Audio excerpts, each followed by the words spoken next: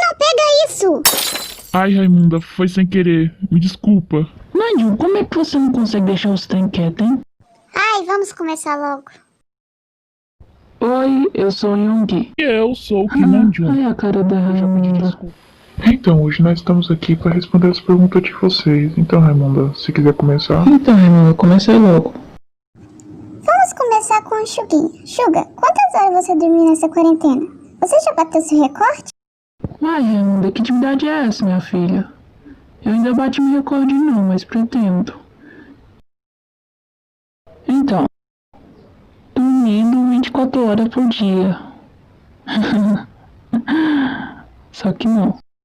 Os meninos não deixam. Pergunta para o Nandio. Me adota? Melhor líder desse mundo. Então, linda, eu até te adotaria, sabe? Mas tem que pedir permissão para o Jim, porque é ele que manda na casa. Mas por mim, eu adotaria.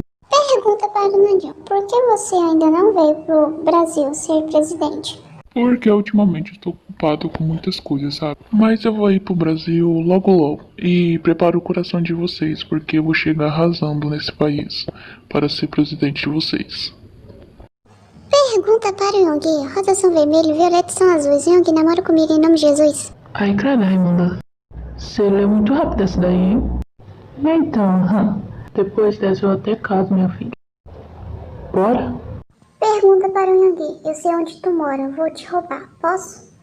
Meu filho, se você for me levar pra um lugar tranquilo, onde eu posso dormir sossegado, pode ficar à vontade. Pergunta para o Nandio. Você quebra quantas coisas por dia? Não sei. Ai, mas agora a gente vai ficar por aqui. Então espero que tenham gostado. E até logo. Mãe, você não vai falar pra gente que você quebrou no começo? Armin, só foi um copo da Raimunda. Raimunda, eu compro outro pra você. Foi sem querer, gente. Não foi minha intenção. O copo era tão bonito que resolvi pegar. Eu acho que ela tinha esquecido, mas certa pessoa tinha que lembrar, sabe? É, passa muito tempo terrão. 불타오르네.